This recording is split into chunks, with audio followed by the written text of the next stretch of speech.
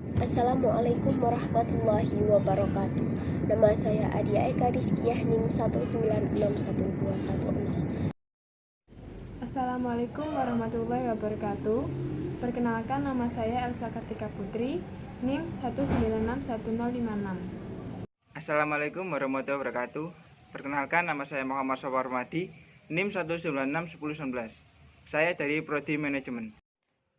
Kebijakan moneter pada dasarnya merupakan suatu kebijakan yang bertujuan untuk mencapai keseimbangan internal, pertumbuhan ekonomi yang tinggi, stabilitas harga, pemerataan pembangunan, dan keseimbangan eksternal, keseimbangan neraca pembayaran, serta tercapainya tujuan ekonomi makro. Perkembangan teori kebijakan fiskal. Kebijakan fiskal adalah kebijakan pemerintah dengan menggunakan belanja negara dan perpajakan dalam rangka menstabilkan perekonomian. Dari sudut ekonomi makro, kebijakan fiskal dibagi menjadi dua. Teori kebijakan moneter. Kebijakan moneter adalah suatu usaha dalam mengendalikan keadaan ekonomi makro agar tetap dapat berjalan sesuai dengan yang diinginkan melalui pengaturan jumlah uang yang beredar dalam perekonomian. Menurut kaum monetaris, kebijakan moneter hanya berpengaruh pada nilai nominal, bukan pada nilai real. Sedangkan kaum Keynesian berpendapat bahwa kebijakan moneter berpengaruh pada pertumbuhan ekonomi dalam jangka pendek dan tingkat inflasi dalam jangka panjang. Kebijakan fiskal dan moneter untuk menjaga kestabilan ekonomi diantaranya adalah kebijakan pasar terbuka, kebijakan diskonto, kebijakan cadangan kas, kebijakan kredit ketat, dorongan moral, salary, devaluasi, dan revaluasi.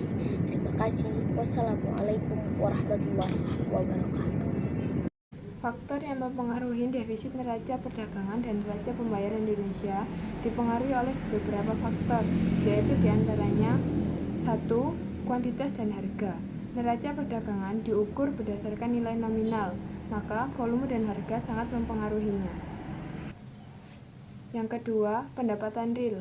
Ketika pendapatan real konsumen domestik meningkat, ini mengarah pada konsumsi yang meningkat untuk barang-barang domestik. Yang ketiga yaitu nilai tukar. Mata uang suatu negara lebih besar mempengaruhi pada neraca perdagangan. Ketika mata uang suatu negara melemah, maka neraca perdagangan juga akan mengalami defisit.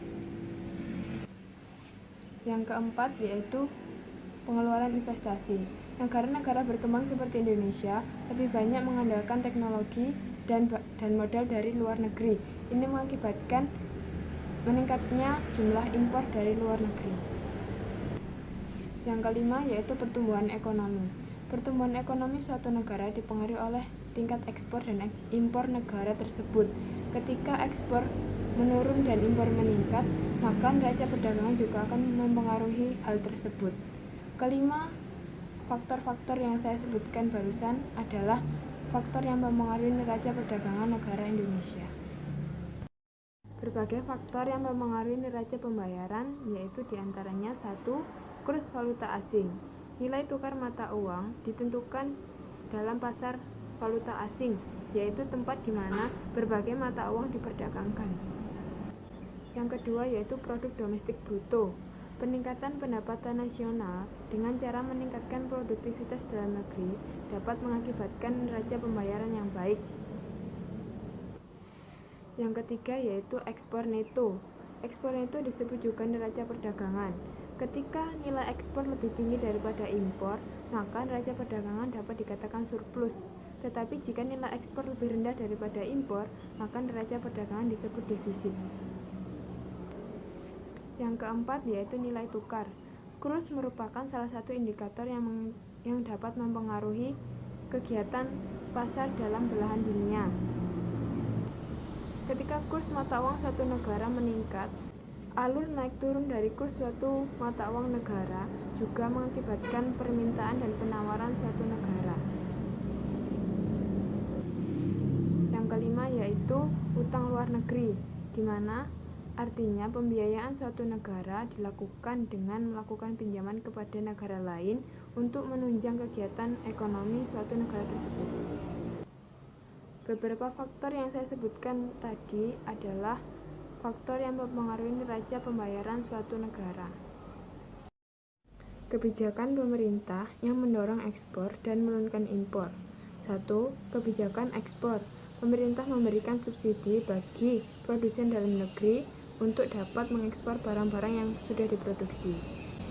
Yang kedua yaitu kontrol valuta asing, di mana usaha pemerintah menentukan alat pembayaran luar negeri secara langsung. Yang ketiga yaitu International Commodity Agreement, di mana perjanjian antar negara yang mengekspor barang-barang yang sama. Selanjutnya yaitu politik dumping, adalah penjualan barang ke luar negeri dengan harga yang lebih rendah daripada harga-harga barang dalam negeri. Selanjutnya yaitu larangan ekspor, di mana suatu kebijakan pemerintah yang menetapkan untuk tidak mengekspor barang-barang yang telah diproduksi dalam negeri. Contohnya yaitu persenjataan. Selanjutnya yaitu diskriminasi harga, adalah tindakan penetapan harga yang berbeda untuk barang yang sama ketika dijual kepada negara yang berbeda. Kemudian ada juga kebijakan pemerintah untuk menurunkan impor. Yang pertama yaitu dengan penetapan tarif. Tarif bea cukai dan pajak yang tinggi untuk barang impor menjadikan barang impor menjadi lebih mahal dari barang-barang yang dalam negeri. Yang kedua yaitu larangan impor. Kebijakan pemerintah ini untuk melindungi produsen-produsen dalam negeri untuk tidak mengimpor barang-barang yang diproduksi dari luar negeri. Lalu, ada kalanya juga pemerintah tidak melarang impor suatu barang, tidak menetapkan tarif, tetapi pemerintah juga menetapkan kuota atau jumlah dari barang yang diimpor tersebut untuk tidak terlalu banyak sehingga dapat menurunkan barang-barang dalam negeri.